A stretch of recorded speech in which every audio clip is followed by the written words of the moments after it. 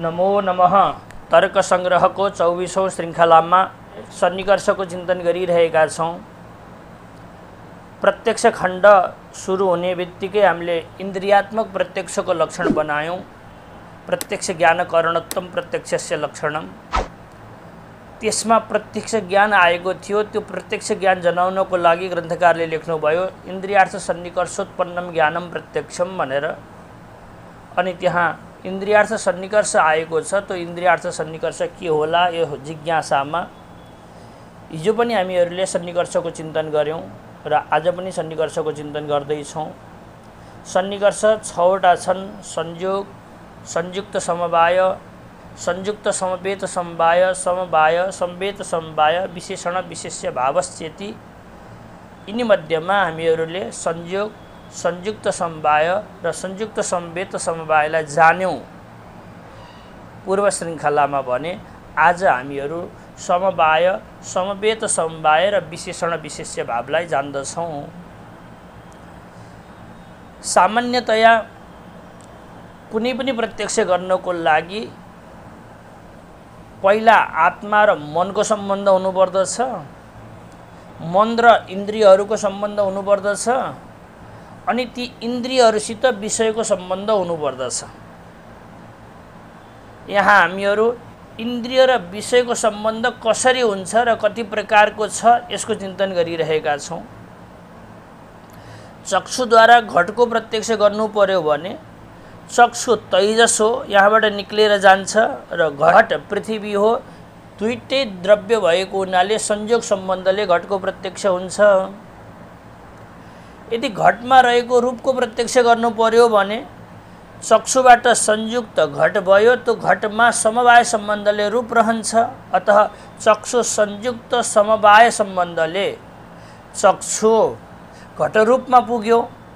तसर्थ चक्षुले घटरूप प्रत्यक्ष गर्नको लागि संयुक्त समवाय सम्बन्ध आवश्यक हुन्छ।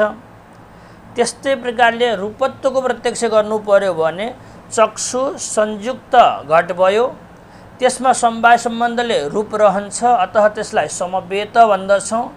अनि त्यसमा समवाय सम्बन्धले रूपत्व रहन्छ।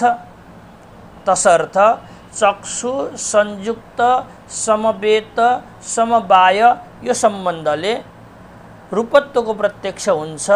यसको निरूपण हामीले पूर्व श्रृङ्खलामा राम्रोसित गरिसकेका छौँ। अब समवाय, समवेत समवाय, विशेषण विशेष्य भावलाई जान्नु छ। त्यसमा समवाय सम्बन्धलाई सम्झाउनको लागि ग्रन्थकार लेख्नुहुन्छ, मूलमा हेर्नुहोस्।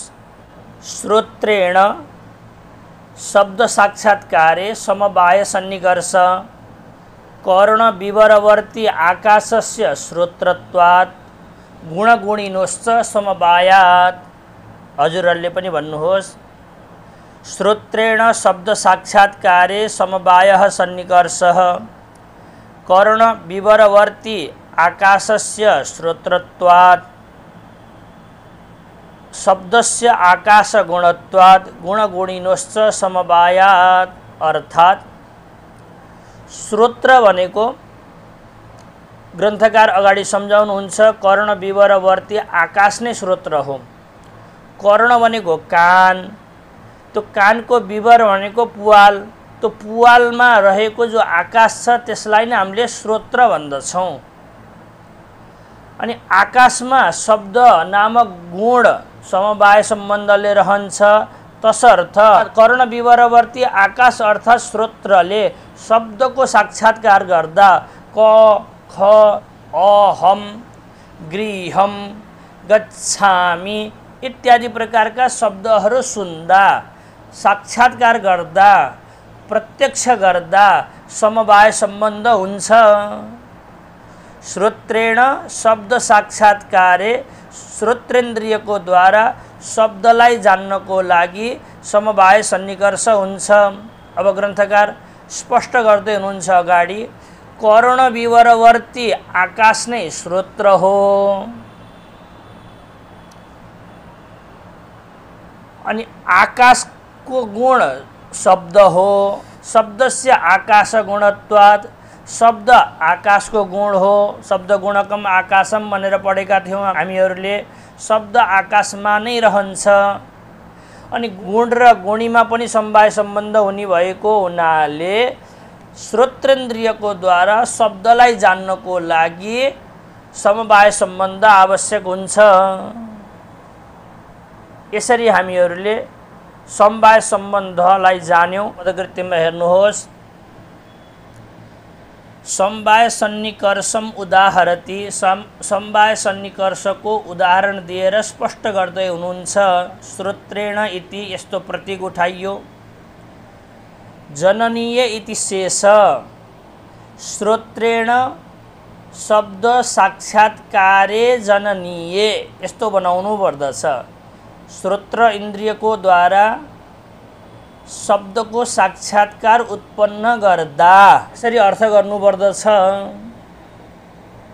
अब अग्रिम मूललाई जोड्नको लागि प्रश्न बनाउनुहुन्छ। ननु श्रोत्र शब्दयो कथम समवाय इति अपेक्षमाणं प्रति तम उपपाद्य दर्शयति। श्रोत्र र शब्दमा कसरी समवाय सम्बन्ध हुन्छ, यस्तो कसैलाई अपेक्षा छ भने, यस्तो जिज्ञासा छ भने, यस्तो प्रश्न कसैले राख्दछ भने त्यसको समाधानको लागि मूलकार लेख्नुहुन्छ, कर्ण विवरवर्ती आकाश नै श्रोत्र हो अनि शब्द आकाशको गुण हो। गुण र गुणीमा समवाय हुन्छ भनेर स्पष्ट रूपले मूलकारले यहाँ सम्झाउनु भएको छ। अब यहाँ एउटा प्रश्न बन्दछ।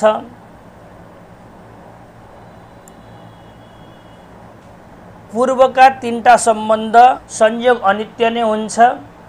संयुक्त समवाय, संयुक्त समवेत समवाय पनि विशेषणाभावात् विशिष्टाभाव भएको हुनाले अनित्य मान्न सकिन्छ। परन्तु समवाय त शुद्ध समवाय स्वरूप हो। नित्यत्वे सति सम्बन्धत्वम समवायस्य लक्षणम बनाएका थियौँ हामीहरूले। समवाय सम्बन्ध नित्य हुन्छ।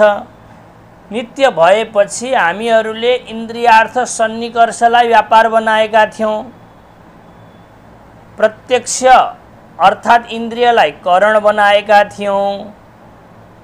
इन्द्रियार्थ सन्निकर्ष अर्थात् संयोग, संयुक्त समवाय, संयुक्त समवेत समवाय, समवाय समवेत समवाय, विशेषण विशेष्य भाव, यिनी सम्बन्धहरूलाई हामीले व्यापार बनाएका थियौँ अनि प्रत्यक्ष ज्ञानलाई कार्य बनाएका थियौँ। तर व्यापार बनाउने बेलामा तज्जन्यत्वसति तज्जन्य जनकत्वम यो लक्षण जानुपर्दछ। यो समवाय सम्बन्ध नित्य भएको हुनाले यसमा तज्जन्यत्व अर्थात् श्रोत्रेन्द्रिय जन्यत्व गएन। तसर्थ यो व्यापार बन्न सक्दैन। यस्तो टीकाकार प्रश्न उठाउनुहुन्छ। टीकामा हेरौँ। अथ समवायस्य नित्यत्वेन शब्द प्रत्यक्षे को व्यापार इति चेत्, अर्थात् समवाय सम्बन्ध नित्य भएको हुनाले शब्दको प्रत्यक्ष गर्दा श्रोत्रेन्द्रिय त कारण हो, तर इन्द्रियार्थ सन्निकर्ष समवाय स्वरूप भएको हुनाले त्यो नित्य छ। तसर्थ त्यो व्यापार बन्न सक्दैन। कसलाई व्यापार बनाउने त? यस्तो प्रश्न हुँदाखेरि टीकाकार समाधान गर्नुहुन्छ। शब्द श्रोत्र मन संयोगो वा इति गृहाण, अर्थात् श्रोत्रेन्द्रियबाट उत्पन्न हुनु पर्यो अनि शब्दको जो प्रत्यक्ष छ त्यसको लागि कारण बन्नु पर्यो।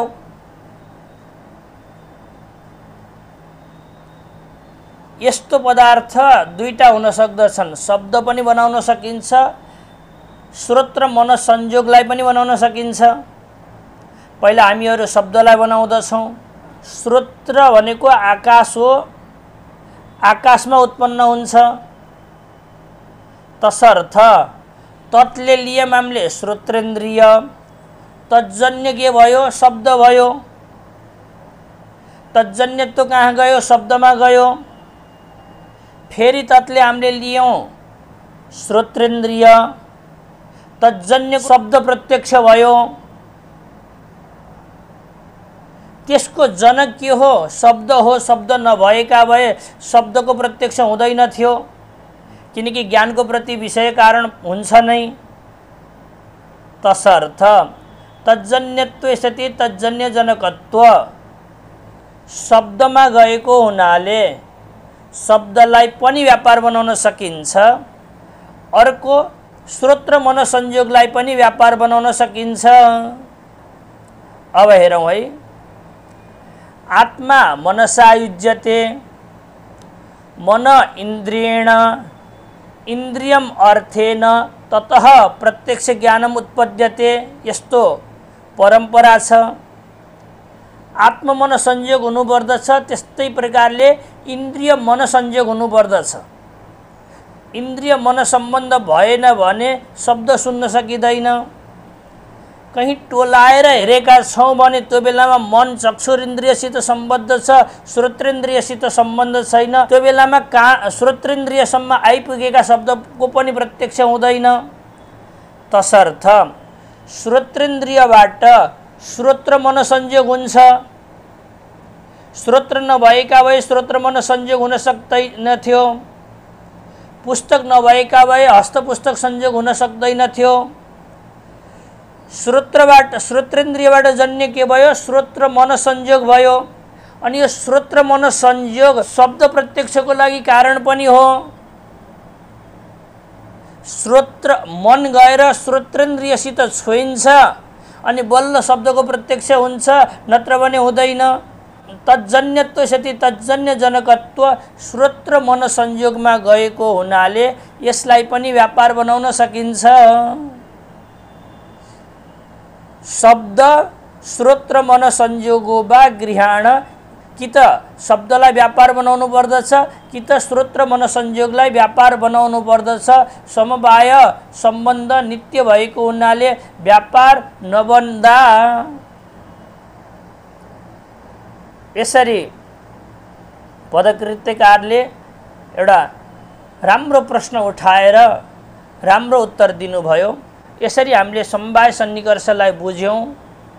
अब 5 नम्बरको सम्बन्ध समवेत समवाय, त्यसलाई बुझाउनको लागि मूलकार लेख्नुहुन्छ।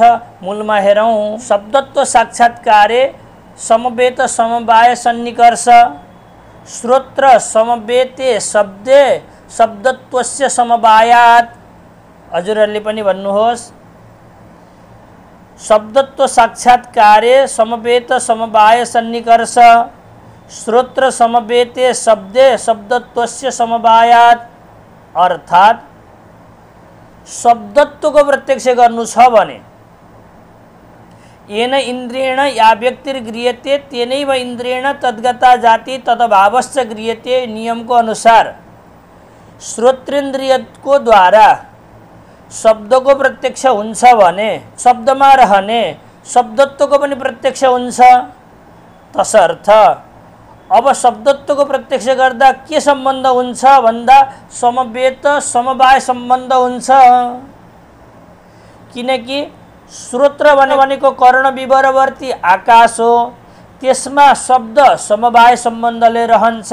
श्रोत्र समवेत भयो शब्द, त्यसको समवाय शब्दत्वमा छ, किनकि शब्दमा शब्दत्व जाति भएको हुनाले समवाय सम्बन्धले रहन्छ। टीकामा हेरौँ त, शब्दत्वेति श्रोत्रेण जननीय इति अनुकर्ष शेषो, माथिबाट श्रोत्रेण ल्याउनु पर्दछ। अनि चक्षुषा घट प्रत्यक्ष जनने, यसबाट जनने शब्द लिएर आउनु पर्दछ। त्यसपछि अर्थ हुन्छ श्रोत्रेण शब्दत्व साक्षात्कार जनने, अर्थात् श्रोत्रेन्द्रियको द्वारा शब्दत्वको प्रत्यक्ष गर्दा समवेत समवाय यो सन्निकर्ष हुन्छ। मूलकार सम्झाउनुहुन्छ, श्रोत्र भनेको कर्ण विवरवर्ती आकाश हो, त्यसमा शब्द गुण भएको हुनाले समवाय सम्बन्धले रहन्छ। जो समवाय सम्बन्धले रहन्छ त्यसलाई हामीले समवेत भन्दछौँ। तसर्थ समवेत भयो शब्द। अनि त्यो शब्दमा शब्दत्व समवाय सम्बन्धले रहन्छ, किनकि शब्द गुण हो अर्थात् व्यक्ति हो, शब्दत्व जाति हो, व्यक्ति र जातिमा समवाय सम्बन्ध मानिने भएको हुनाले श्रोत्र समवेते शब्दे शब्दत्वस्य समवायात्, यसरी श्रोत्रबाट समवेत भयो शब्द, त्यसमा समवाय सम्बन्धले रहन्छ शब्दत्व। अतः श्रोत्रेन्द्रियको द्वारा शब्दत्व साक्षात्कार गर्नको लागि समवेत समवाय सन्निकर्ष कारण हुन्छ। यसरी हामीहरूले 5 नम्बरको समवेत समवाय सन्निकर्षलाई पनि जान्यौँ। अब 6औं नम्बरको सन्निकर्ष विशेषण विशेष्य भावलाई जनाउनको लागि मूलकार लेख्नुहुन्छ। मूलमा हेरौँ त, अभाव प्रत्यक्षे विशेषण विशेष्य भाव सन्निकर्षः घटाभाववद् भूतलम् इत्यत्र चक्षु संयुक्ते भूतले घटाभावस्य विशेषणत्वात्। हजुरहरूले पनि भन्नुहोस्, अभाव प्रत्यक्षे विशेषण विशेष्य भावः सन्निकर्षः घटाभाववद् भूतलम् इति अत्र चक्षु संयुक्ते भूतले घटाभावस्य विशेषणत्वात्। अर्थात येन इंद्रियेण या व्यक्तिर्गृह्यते तेनैव इंद्रियेण तद्गता जाति तदभावस्य गृह्यते नियम को अनुसार चक्षुरिन्द्रिय द्वारा घटको ग्रहण हुन्छ भने चक्षुरिन्द्रिय द्वारा नै घटत्व जाति र घटाभावको पनि ग्रहण हुन्छ। तसर्थ घटाभावको ज्ञान प्रत्यक्ष ज्ञान हो। कतिपय दार्शनिकहरू अभाव प्रत्यक्ष ज्ञानलाई आनुपलब्धिक ज्ञान हो भनेर भिन्न प्रकारको ज्ञान मान्दछन्। वायुमा रूपाभावको प्रत्यक्ष गरेको छु भन्ने व्यवहार हुन्छ। कालो घटमा रातो रङको अभावको प्रत्यक्ष गरेको छ। तसर्थ अभावको ज्ञान अनुभवको बलले प्रत्यक्ष नै हो। तसर्थ ग्रन्थकार भन्नुहुन्छ अभाव प्रत्यक्षे। यहाँ पनि चक्षुषादि इन्द्रियद्वारा अभाव प्रत्यक्षे जननीय यस्तो अर्थ गर्दा राम्रो हुन्छ। इन्द्रियहरूद्वारा अभावको प्रत्यक्ष ज्ञान उत्पन्न गर्दा विशेषण विशेष्य भाव सन्निकर्ष विशेषण विशेष्य भाव सन्निकर्ष हुन्छ। यसलाई हामीहरू विशेषणता सन्निकर्ष पनि भन्ने गर्दछौँ। पदकृत्यकार स्पष्ट गर्नुहुन्छ, अतः मैले ठुलो चिन्तन गरिन। अगाडि मूल हेरौँ। घटाभाववद् भूतलम, यो चक्षुद्वारा देखेर अथवा छोएर घट अनुपलब्ध हुँदा प्रत्यक्ष हुन्छ। त्यसमा भूतल यो विशेष्य हो भने घटाभाव विशेषण हो। तसर्थ चक्षु संयुक्त भूतल भयो। अन्त भूतलमा विशेषण के छ? घटाभाव छ। तसर्थ चक्षु संयुक्त विशेषणता कहाँ गयो? घटाभावमा गयो।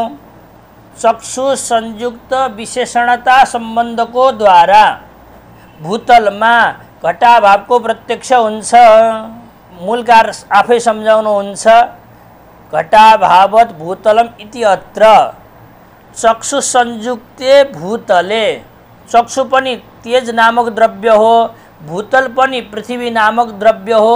दुईटै द्रव्यमा संयोग सम्बन्ध हुन्छ। अतः चक्षु संयुक्त के भयो? भूतल भयो। त्यसमा घटाभावस्य भनेको घटाभाव विशेषण छ। तसर्थ घटाभावस्य विशेषणत्वात् घटाभाव निष्ठम विशेषणत्वम, अर्थात् घटाभावमा विशेषणत्व रहन्छ। यस प्रकारले भूतलमा घटाभावको प्रत्यक्ष गर्दा चक्षु संयुक्त विशेषणता सम्बन्ध हुन्छ। त्यसैलाई ग्रन्थकारले विशेषण विशेष्य भाव लेख्नु भएको छ। यो भाव भन्नु र भावमा नै तात्व प्रत्यय हुने भएको हुनाले हामीले संक्षेपमा त्यसलाई विशेषणता भन्दछौँ, त्यसलाई विशेष्यता भन्दछौँ। अब पदकृत्यमा हेरौँ, विशेषणेति यसरी प्रतीक उठाउनु भयो। विशेषण भावो विशेष्य भावश्चेति बोध्यम, पदकृत्यकारले स्पष्ट गरिदिनु भयो। विशेषण विशेष्य भाव भनेको विशेषणता सम्बन्ध मात्रै होइन, अपितु द्वन्द्वको पछाडि आएको भावलाई दुईटैसित जोडेपछि विशेषण भाव विशेष्य भावश्च, यस प्रकारले दुईटा सम्बन्ध बन्दछन्। एउटा विशेषण भाव जसलाई हामीले विशेषणता भन्दछौँ, एउटा विशेष्य भाव जसलाई हामीले विशेष्यता भन्दछौँ। अगाडि अझै स्पष्ट गर्नुहुन्छ, इन्द्रिय सम्बद्ध विशेषणत्वम इन्द्रिय सम्बद्ध विशेष्यत्वम इति यावत्, अर्थात् इन्द्रिय सम्बद्ध विशेषणत्व एउटा सम्बन्ध हो भने अर्को सम्बन्ध इन्द्रिय सम्बद्ध विशेष्यत्व हो। इन्द्रिय सम्बन्ध लगाइयो भने स्पष्ट हुन्छ, कारले इन्द्रिय सम्बन्ध पनि लगाउनु भयो। अब पदकृत्य गर्नुहुन्छ, विशेषण भाव सन्निकर्षम उपपाद्य दर्शयति, मूल कार्य जो दृष्टान्त दिनुभएको हो त्यो विशेषण भाव सन्निकर्षको नै हो, विशेष्य भावको होइन। किनकि घटाभाववत् भूतलम भन्दा भूतल विशेष्य हुन्छ, घटाभाव विशेषण हुन्छ। चक्षु संयुक्त विशेष्य अर्थात् भूतल भयो, त्यसमा विशेषण घटाभाव भयो, विशेषणत्व घटाभावमा रह्यो। तसर्थ घटाभाववत् भूतलम यस प्रकारको आकारवाला भूतलमा घटाभावको प्रत्यक्ष गर्दा विशेषणता सम्बन्ध कारण हुन्छ भने अगाडि लेख्नुहुन्छ, इह भूतले घटो नास्ति इत्यादो विशेष्यता सन्निकर्ष अवशेय। इह भूतले घटाभाव भनियो भने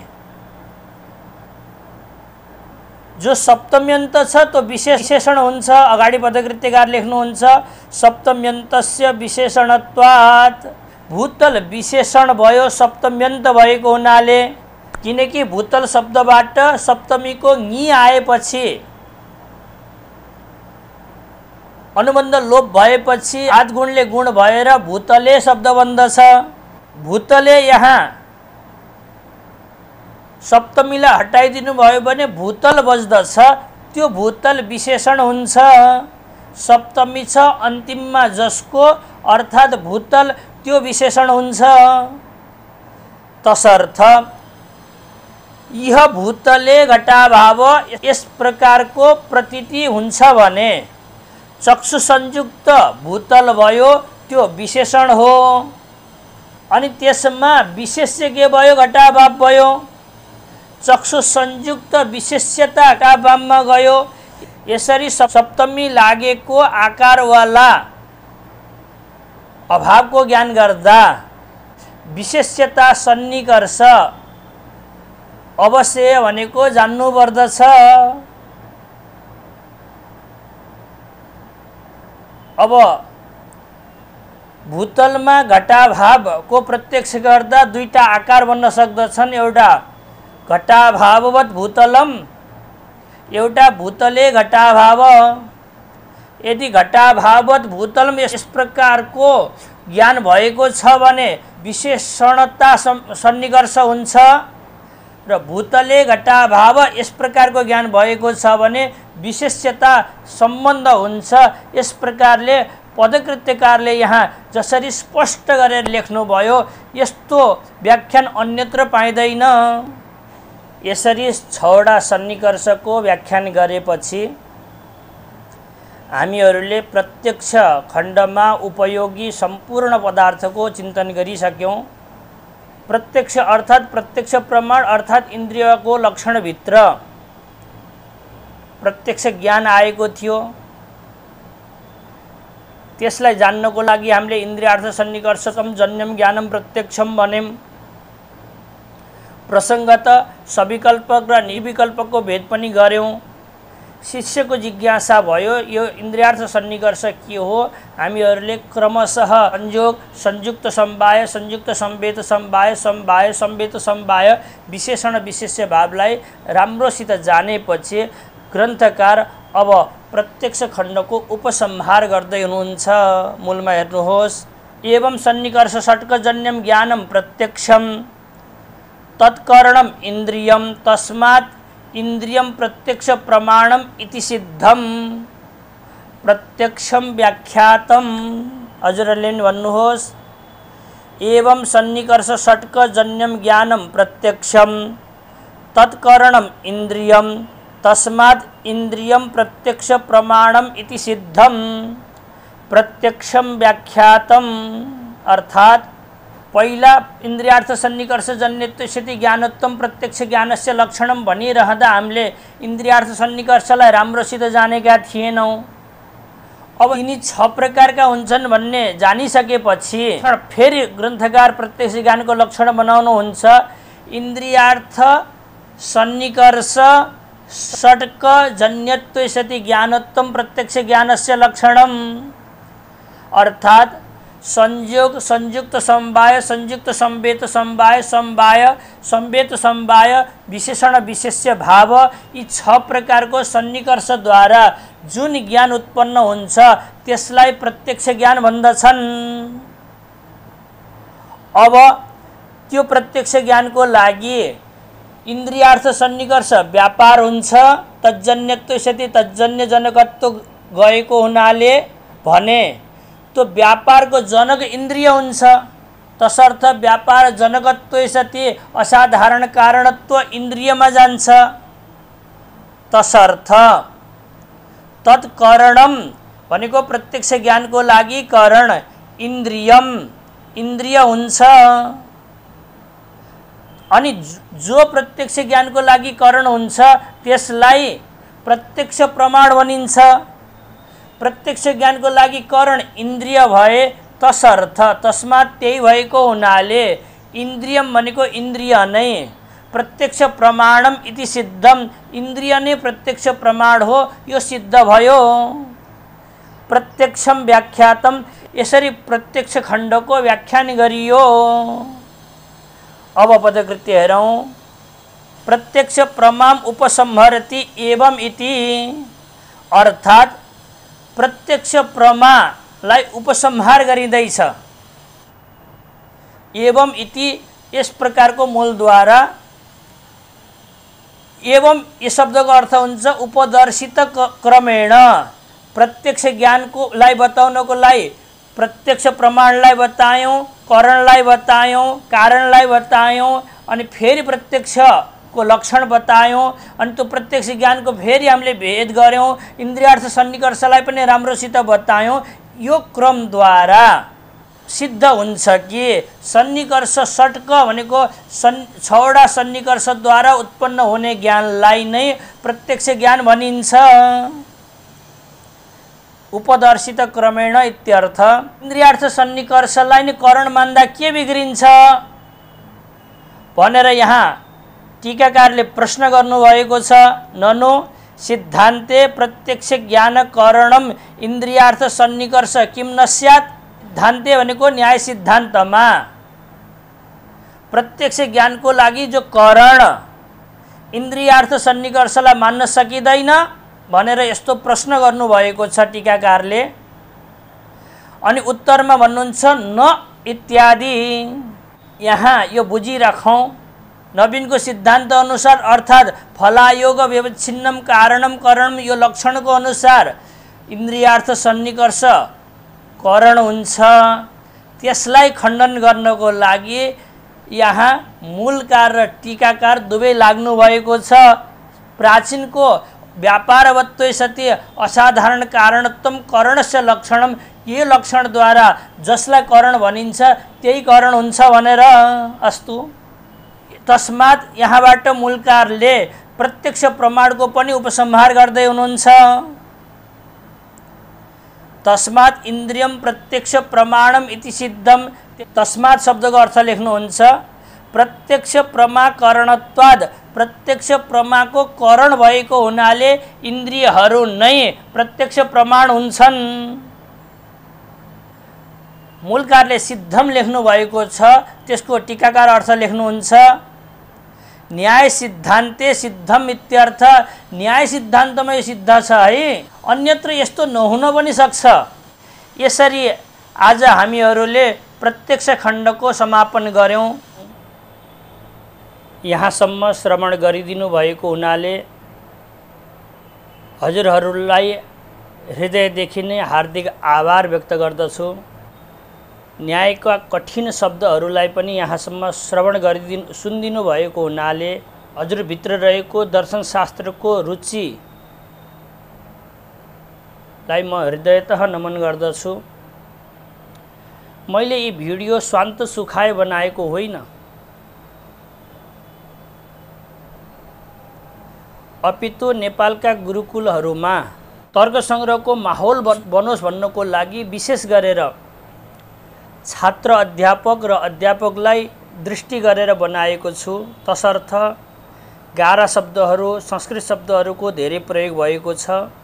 तर्क संग्रहका संस्कृत, नेपाली, हिन्दी टीकाहरू राख्नुहोस्। यो भिडियोलाई श्रवण गरिदिनुहोस्। क्षणम ऊर्ध्वम अतार्किका भनिन्छ, अलिकति पनि सुनिएन भने फेरि पछाडिको भाग बुझ्न सकिँदैन।